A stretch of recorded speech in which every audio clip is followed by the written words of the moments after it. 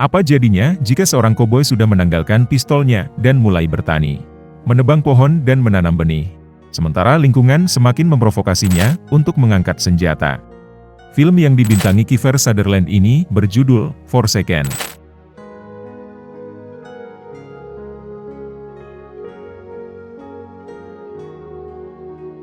Sekian lama mengembara ke negeri orang. Akhirnya, koboi itu kembali ke tanah kelahirannya. Sekilas tidak ada yang nampak spesial dari dirinya. Dia John Henry Clayton, seorang koboi yang telah melewati banyak peperangan, perkelahian, dan pembunuhan. Kini dia telah kembali. Tiba di depan rumah, seorang pria tua dengan rambut dan jenggot yang sudah memutih keluar menyambutnya. Namun dengan ekspresi yang dingin dia menyambut Henry. Bisa ditebak kalau mereka tidak akur.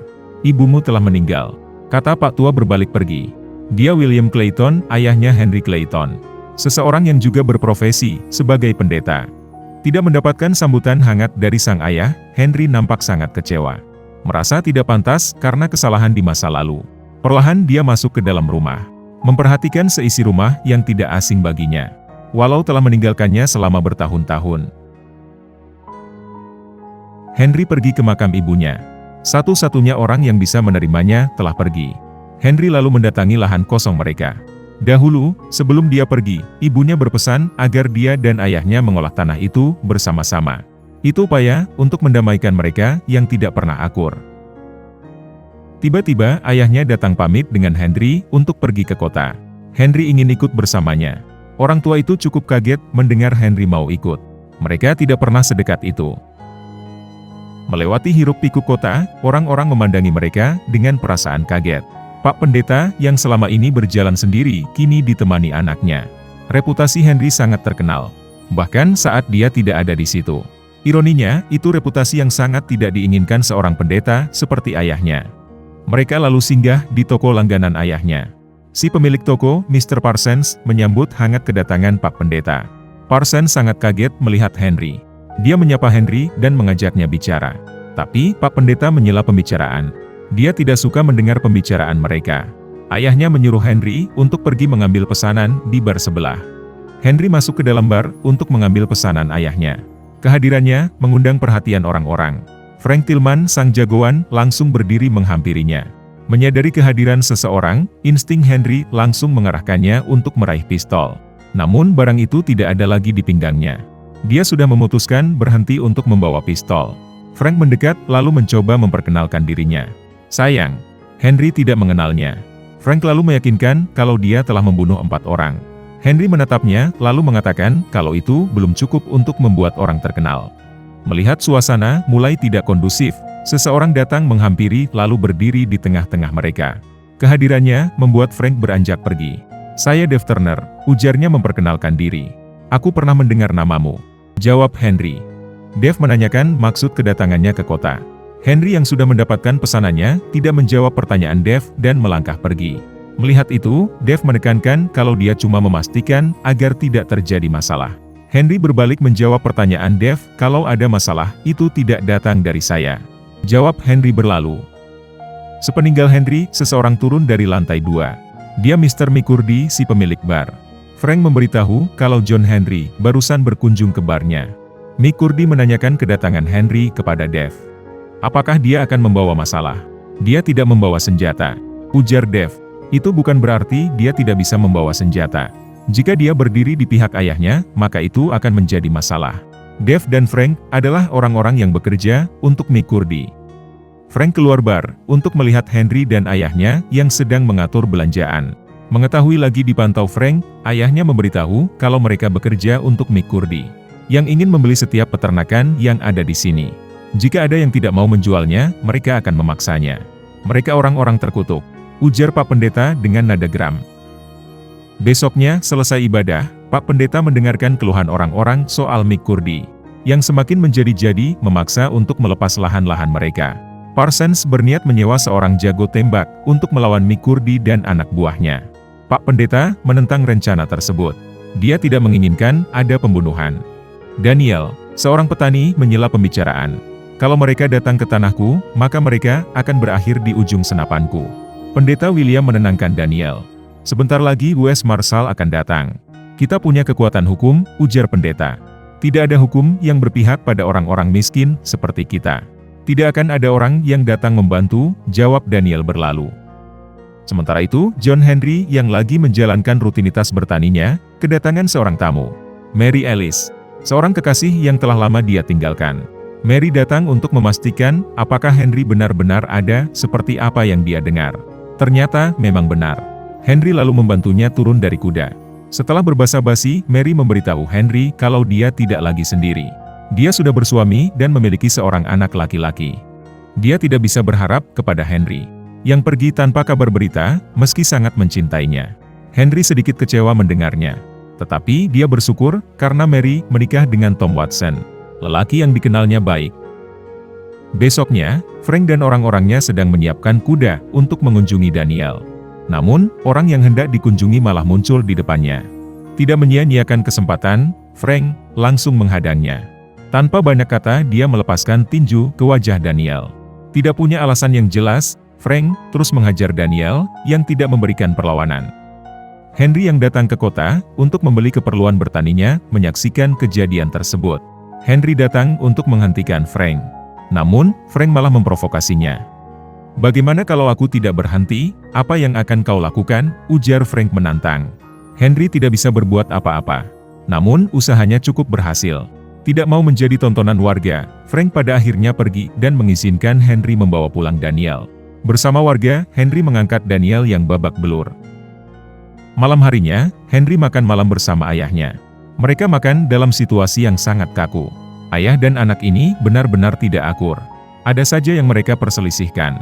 Henry yang pada setiap kesempatan selalu mendapat celaan ayahnya, menjadi protektif.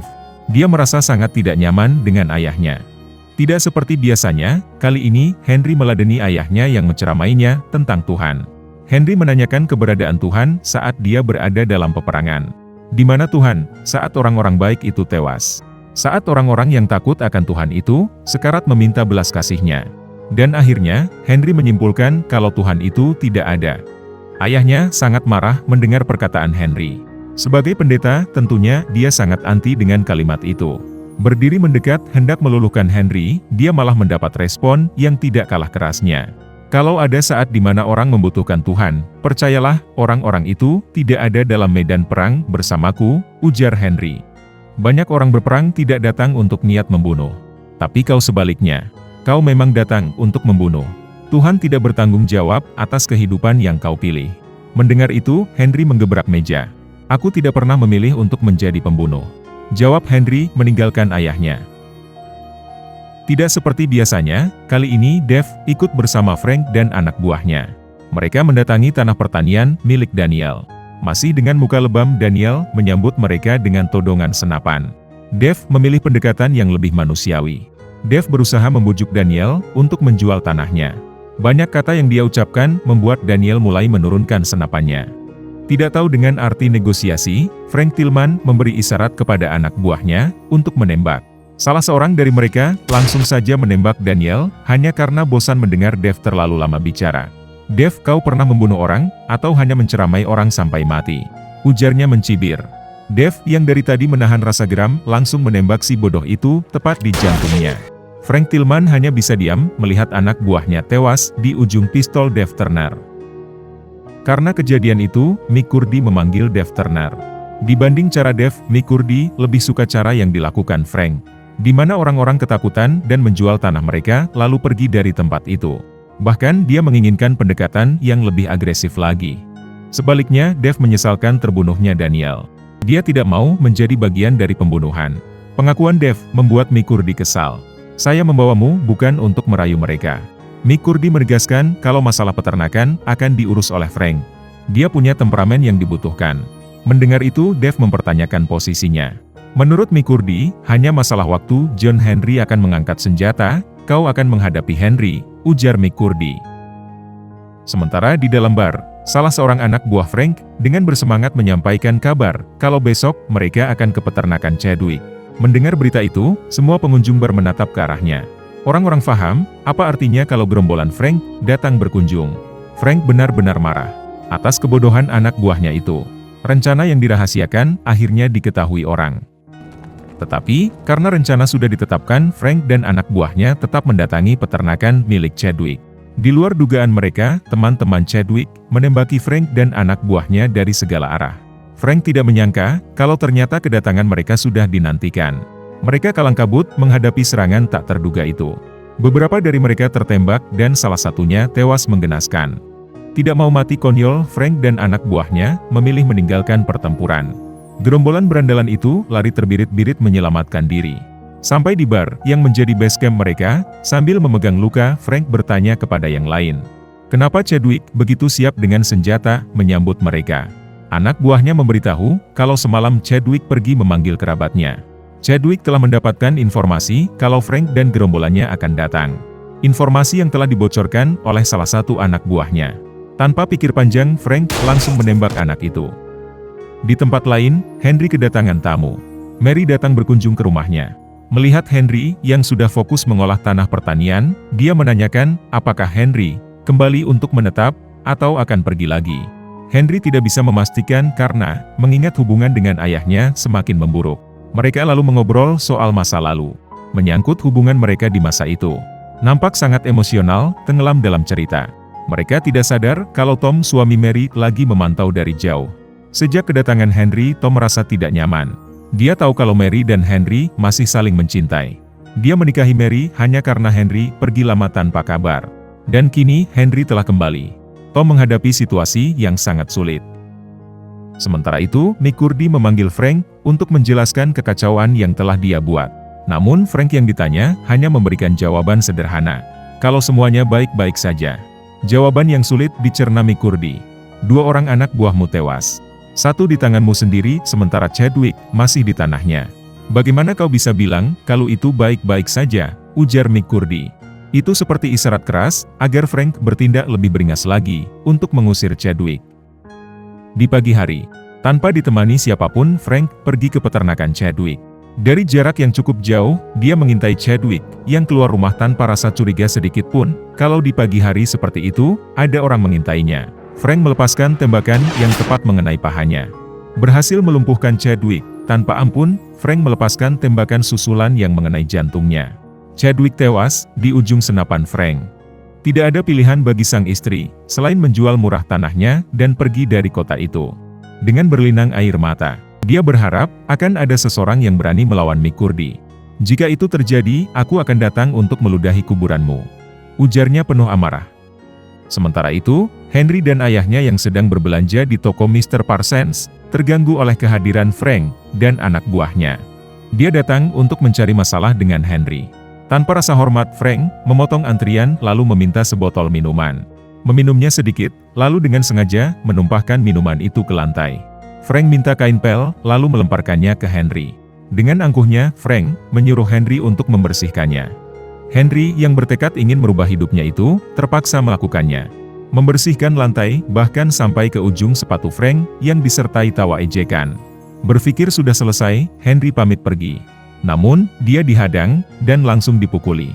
Lalu orang-orang itu menyeret Henry keluar untuk mencari tempat yang luas. Di depan toko, Henry dipukuli tanpa ampun. Dia tidak memberikan perlawanan di depan sang ayah yang selalu mencelanya. Dia sudah bertekad untuk tidak lagi terlibat perkelahian, apalagi pembunuhan. Sang ayah tidak bisa memberikan pembelaan, sementara orang-orang hanya bisa menonton. Sampai akhirnya, Mary pergi menolong. Walau dihalangi sang suami, Mary tetap pergi menolong Henry yang babak belur. Puas memukuli Henry, Frank dan anak buahnya pergi meninggalkan tempat itu. Mary dan ayahnya mengangkat Henry ke dalam gerobak, lalu membawanya pergi. Melihat Henry berada di pangkuan Mary, Tom terbakar api cemburu. Tersulut emosi dan tidak bisa mengontrol diri, Tom pergi mendatangi bar McCurdy untuk minum-minum. Sesuatu yang tidak pernah dia lakukan sebelumnya. Kaget bercampur gembira, McCurdy menghampirinya. Nampaknya, kau sangat haus hingga minum di barku, sapa McCurdy. Sepertinya wanita di sini semakin berani, sambung McCurdy lagi. Melihat Tom Watson terbakar api cemburu, McCurdy menawarkan agar Tom menjual tanahnya dan pergi dari sini. Menjauh dari John Henry. Tanpa pikir panjang, Tom langsung menyetujuinya. McCurdy memangsa Tom Watson di dalam barnya sendiri. Beberapa hari kemudian, Dave Turner datang menjenguk Henry yang nampak sudah membaik. Menanyakan kabar, dan sedikit berbasa-basi, Henry bertanya, "Apakah ada tempat orang-orang seperti kita untuk menjauh dari pembunuhan?" "Tidak ada," jawab Dave. Dia kagum atas kesanggupan Henry untuk tidak membalas saat dipukuli. Itu keberkahan dari Tuhan. Apapun itu, Dave berharap agar Henry bisa selalu menahan dirinya. Dia tidak ingin berada di posisi yang berseberangan dengan Henry. Siang itu, Henry yang sudah sehat kembali mendatangi pertaniannya. Dia kaget melihat ayahnya sedang melanjutkan pekerjaan menggali batang kayu. Kali ini, ayahnya percaya kalau Henry sudah berubah. Dia turun dari kuda untuk membantu. Di hari berikutnya, saat sang ayah sedang memimpin ibadah, Henry tiba-tiba datang ke gereja. Ayahnya sangat kaget sekaligus senang melihat kemunculannya di gereja. Sesuatu yang tidak pernah dia lakukan sebelumnya. Henry yang tidak percaya Tuhan itu, kini mulai masuk gereja mengikuti ibadah. Namun, Tom Watson, yang juga ikut ibadah tidak senang dengan kehadiran Henry. Situasi bertambah buruk karena Mary menghampirinya usai ibadah. Dia sebenarnya ikut senang melihat Henry mulai masuk gereja. Tom yang dirasuki amarah yang tidak bisa lagi menggunakan akal sehatnya, datang menghampiri Henry. Sebaliknya Henry, meskipun tidak suka dengan semua perkataan Tom, lebih memilih untuk tidak meresponnya, dan pergi dari tempat itu. Melihat kepergian Henry, Tom seperti tersadar kalau telah melakukan kesalahan. Menyadari kesalahannya, Tom meninggalkan kerumunan orang-orang untuk pergi menemui McCurdy. Melihat kehadiran Tom, McCurdy menyampaikan kalau surat-suratnya sementara disiapkan. Sebaliknya, Tom mengatakan kalau dia tidak jadi menjual tanahnya. McCurdy jelas sangat marah mendengarnya. Tom berpikir karena belum menandatangani apapun, maka dia bisa membatalkan perjanjiannya. Tetapi, dia lupa kepada siapa dia berurusan. McCurdy menegaskan kalau keputusan itu tidak bisa dirubah. Kita sudah sepakat dan berjabat tangan. 2 hari kemudian, kau tanda tangani surat-suratnya lalu ucapkan salam perpisahan untuk kota ini. Atau kau akan menanggung semua konsekuensinya, ujar McCurdy mengancam. Besoknya, McCurdy mendatangi rumah Tom, namun, dia hanya menjumpai Mary, istrinya. "Setahuku, kita tidak punya urusan McCurdy," ujar Mary menyambut tamunya. Tanpa membuang waktu, dia menyampaikan kabar mengejutkan kepada Mary, kalau suaminya telah sepakat untuk menjual tanahnya. Mendengar berita yang tidak menyenangkan itu, Mary mengusir McCurdy dari tanahnya. Namun McCurdy malah mengancam balik. "Kau berhak mengatakan itu selama 24 jam ke depan. Dan kalau kalian masih di sini, setelah itu, maka kami akan menyiapkan pakaian hitam untuk perkabunganmu." Mendapat ancaman dari McCurdy, Mary pergi mendatangi Henry di ladangnya. Dia datang untuk meminta pertolongan. Mary menyampaikan kalau McCurdy menginginkan tanahnya. Tom membuat kesepakatan lalu berubah pikiran untuk tidak menjualnya. "Mary, kau harus pulang dan bicara dengan suamimu," ujar Henry, yang tidak mau lagi berurusan dengan Tom. Tapi, pembatalan yang dilakukan Tom itu bisa membuatnya terbunuh dan bisa membahayakan anakku. Henry yang tidak punya solusi, yang tidak mau lagi terlibat masalah, menyarankan kepada Mary untuk menjual tanahnya dan pergi dari kota ini. Tidak tahu hendak kemana, tanpa sepengetahuan Henry, dia pergi minta pertolongan kepada Pak Pendeta. Di malam hari, tanpa sepengetahuan Henry, Pak Pendeta pergi menemui McCurdy. Dia meminta agar McCurdy mau melepaskan tanah Tom Watson. "Apa yang akan kau lakukan jika aku tidak mau melepaskannya? Apakah kau menyuruh Tuhan menurunkan petir untuk menyambarku?" ujar McCurdy penuh amarah. Melihat McCurdy sangat agresif, pendeta meminta dengan cara yang santun. "Saya mohon padamu kali ini untuk melepaskan Tom Watson." Namun tidak ada ruang negosiasi bagi McCurdy. "Dia sudah menjabat tanganku, dan kami sudah sepakat. Dia harus pindah dari tanah itu, bagaimanapun caranya." Akhirnya, Pak Pendeta pergi tanpa hasil. Kepergiannya diikuti anak buah Frank. Mereka memukuli orang tua itu hingga jatuh tersungkur. Tidak cukup sampai di situ, salah seorang dari mereka dengan tega menusuknya dari belakang. Pak Pendeta terkulai lemas, tak berdaya. Orang-orang yang menyaksikan kejadian itu datang untuk menyelamatkannya. McCurdy sangat kesal dengan tindakan Frank yang telah melukai Pak Pendeta. Demikian juga Dave, sangat menyesalkan kebodohan Frank. Melukai ayahnya hanya akan membuat Henry kembali mengangkat senjata untuk menuntut balas.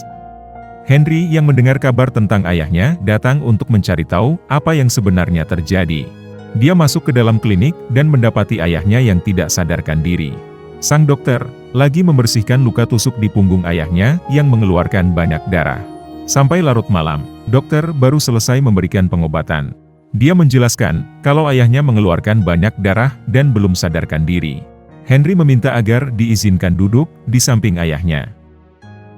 Di pagi hari, ayahnya membangunkan Henry yang ketiduran di kursi. Dengan kejadian yang menimpa mereka, sang ayah baru menyadari kalau dia telah salah menilai Henry. Kini, dia merasa ketakutan akan kehilangan anaknya itu. Dia bisa merasakan kalau Henry akan melakukan pembalasan. Setelah mendengar ayahnya bicara, Henry berdiri hendak memanggil dokter. Namun, sang ayah tahu apa yang akan dia lakukan. Dia memanggil dan memohon agar Henry berhenti. Akhirnya, dia kembali mendatangi ayahnya. Henry menjelaskan kepada ayahnya kalau semua ini tidak akan berakhir sampai ada seseorang yang akan mengakhirinya. Sudah saatnya, aku melakukan hal yang benar dalam hidupku, ujar Henry berbalik pergi. Dave Turner dan Frank, yang menyaksikan Henry memacu kudanya, bisa merasakan kalau Henry akan melakukan pembalasan. Henry kembali ke rumahnya untuk mengambil pistol yang sudah dia simpan untuk tidak digunakan lagi.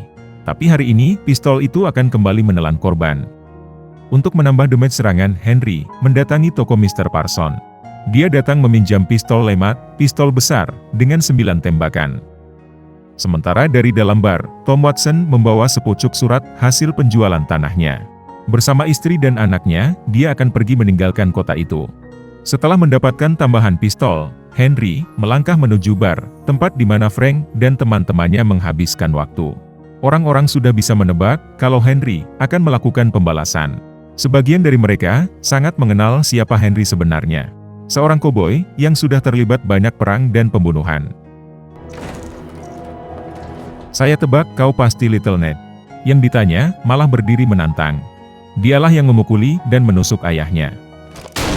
Henry langsung melepaskan tembakan yang merobek perutnya. Frank terkejut melihat Henry datang menembaki mereka. Dia berpikir kalau Henry sudah takut menghadapi mereka karena pernah memukulinya. Henry mencabut pistol, lalu menyuruh yang lain keluar, kalau tidak mau mati terbunuh. 2 orang keluar, yang tersisa di dalam ruangan tinggal 6 orang. Henry mengawasi setiap pergerakan mereka.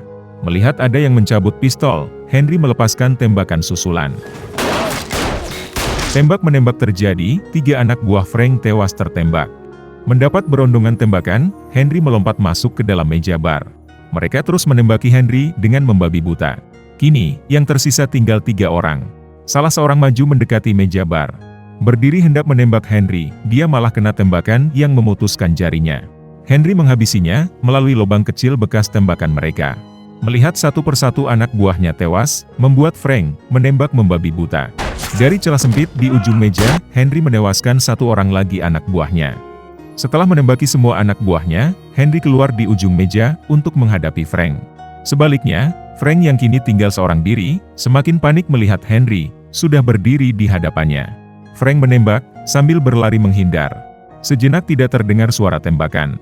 Dari tangga bagian atas, Frank mencoba mengintip ke bawah. Saat itu juga, Henry melepaskan tembakan yang memecahkan kepalanya. Penjahat tengil itu akhirnya tewas menggenaskan. Setelah menghabisi gerombolan Frank, Henry keluar mencari McCurdy. Namun, dia hanya bertemu Dave Turner yang sudah menunggunya. Dave mengutuk tindakan yang dilakukan Frank dan anak buahnya, dan mereka pantas menerima nasibnya. Namun, prosedur kerjanya, sebagai jago tembak yang dibayar oleh McCurdy, tidak bisa meninggalkan masalah begitu saja. Dave melonggarkan pistolnya. Dia terpaksa menantang Henry untuk adu tembak. Namun Henry tidak meladeninya, dia tidak punya masalah dengan Dave. Dia hanya mencari McCurdy. Henry minta izin untuk mengambil pistol Colt-nya. Karena pistol lemat yang dia bawa terlalu berat untuk adu tembak. Dia melepaskan pistol lemat itu, lalu kembali masuk ke dalam bar untuk mencari McCurdy. Henry mengambil pistol di atas meja, lalu naik ke lantai atas. Mendengar derap langkah kaki yang naik, McCurdy mengambil pistolnya. Dengan ketakutan, dia menunggu kedatangan Henry. Henry mendobrak pintu lalu masuk. Namun dia tidak menemukannya. McCurdy yang keluar ruangan, menembak dari luar jendela. Namun, gerakannya terlalu lambat untuk menghadapi Henry. Henry melepaskan tembakan beruntun, membuat dia jatuh dan tewas, tepat di depan Dave Turner. Henry lalu keluar bar, untuk menemui Dave. Dia mengambil pistolnya, lalu mengucapkan salam perpisahan, kepada Dave. Henry pergi mengambil kudanya, sementara orang-orang datang menyaksikan mayat McCurdy. Akhirnya, biang kerok kejahatan itu, tergeletak tak bernyawa. Setelah menghabisi gerombolan penjahat itu, Henry lalu mendatangi ayahnya untuk pamit pergi. Tidak lama lagi, orang-orang akan datang mencarinya. Dengan kesedihan yang mendalam, sang ayah terpaksa melepaskannya. Anak yang baru ditemukannya itu, kini pergi lagi, dan tidak tahu kapan akan kembali. Semua orang senang atas apa yang dilakukan Henry, mereka akhirnya lepas dari cengkraman penjahat. Tapi, bukan untuk Tom Watson. Dia tidak pernah merasa nyaman, sepanjang ada Henry. Sejak saat itu, hanya sedikit kabar tentangnya. Dia hidup tenang dalam keterasingan, dan tidak pernah kembali lagi.